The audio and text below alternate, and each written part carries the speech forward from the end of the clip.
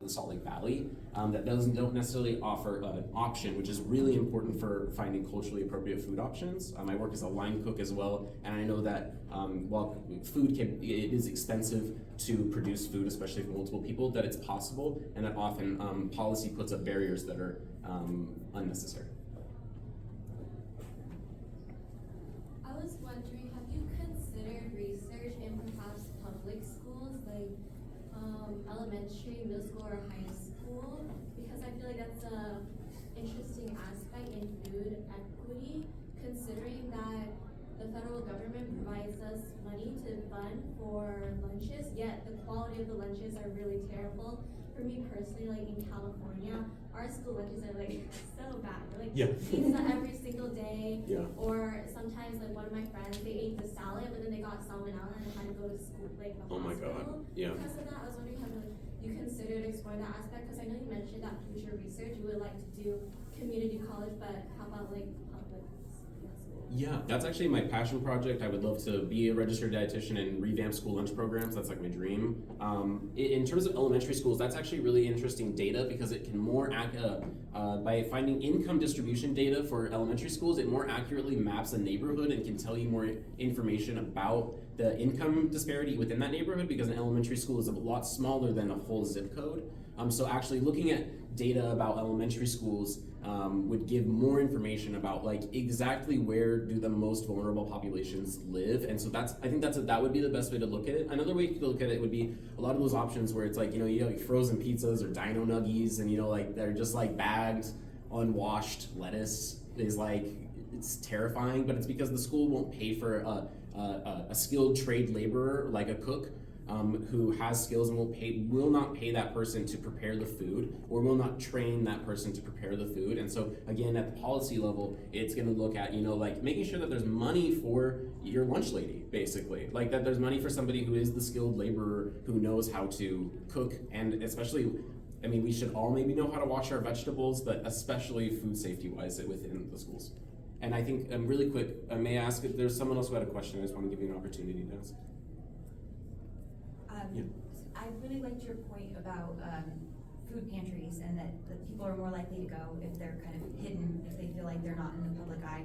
But how do you balance that between, like, let's say on a university, like that you want it hidden, but you also want everyone to know that resource is there? I find at our university that a lot of our hidden resources that end up in buildings kind of to the side, our students don't know about, and I end up having to walk them to them when they are in crisis, to whatever that is. Yeah. And I mean, part of it can be like you're walking a student to those resources is like really important, but you want to avoid reaching that crisis moment in the first place. And one thing we can do is model that behavior. So while, right now I have a job and I feel like I'm like, yes, I can purchase my food, that is really important that I model that behavior using the pantry services and telling my friends, oh, yeah, I got this box of cereal at the pantry earlier. Like, I love honeycomb. I'm like, yeah, this sounds great. And we model those services, especially if you're somebody who's in student leadership or the honors program, you are a visible person on campus. People know your face and your name, and that if you're seen utilizing ththose services, that people are going to perhaps mimic you or be influenced by you. Or also, again, social media is a really big thing. If you're able to post about what if you go to the pantry on your campus, you go to the cupboard on your campus, and you're like, oh dang, they got these great fruit snacks, or they got Haribo gummy bears, and you take a photo and you're like, come pick some up. That helps to alleviate that, and because there is a lot of stigma about accessing free food options, but there is so much food goes to waste that we might as well just take as much as we can. Yes, in the case of Salt Lake Community College, your school, have you talked to any school officials to bring this issue to their attention? If yes, what the conversation has led to? If not, do you plan to? Yeah, I haven't asked out to the controller, Sean Clayton, so he'd be the one that's like allocating funding to food options. And I not yet had a meeting with him. But in an interview with our school newspaper, he said that bringing in those outside restaurant options and putting them in was an attempt to consider the students' budgetary constraints. While I don't necessarily think that's the case, as like the cup bop, the Korean style food, and the Chick-fil-A are not necessarily affordable options. So if you could make a change, like ideally like tomorrow or the next day, what would you like to see changed first? What would you think is the first thing that would need to be changed at Salt Lake Community College to increase food accessibility? I think first you need to hire some people. You need more than 4 people for 50,000 students who can help administer food services. I mean, that doesn't necessarily count like the food workers, and I'm not counting the people who work in the restaurants that got brought in as well. This is the administration level, but 4 people is not enough to administer that much food accessibility. And so if you were able to hire a little bit more staff to help administer that, that would be really helpful. But more importantly than hiring that staff, you could hire a small amount of administrators. Again, hiring skilled workers who know how to prepare food safely. That's really important, and also making things like education available. So if you're interested in learning how to cook, if you're interested in learning about agriculture, especially urban agriculture, or you're interested in learning about business management, to think about ways that our culture says that that's for lower class citizens, and to reject that classism and say that, like, yeah, I too can prepare food that's healthy and worthwhile, and give it to people. Do you want to go again? Did you have a follow-up question? Yeah, sure. What should I Oh yeah.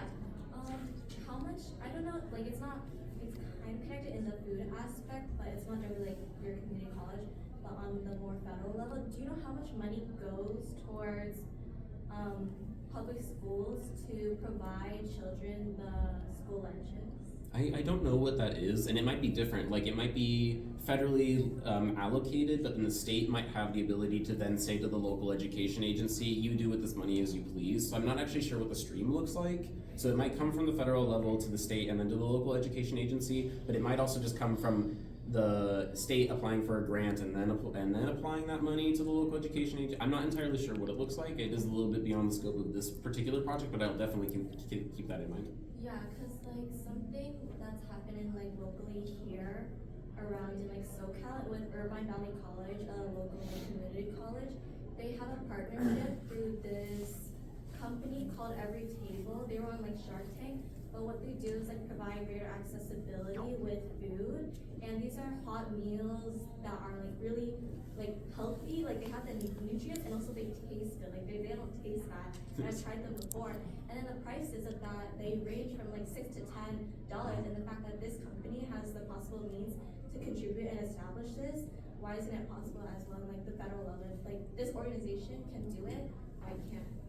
Bureaucracy, definitely. I'm a peer mentor in the honors program. I say my job is helping students navigate the nightmare of bureaucracy, because that's totally what it is. And the more paperwork that's between the funding and the outcome, that's one reason that we often hire outside contractors, is because it can reduce that amount of paperwork, because that they can come in and they know the rules, and as long as they abide by those rules, they don't really have to go through multiple channels.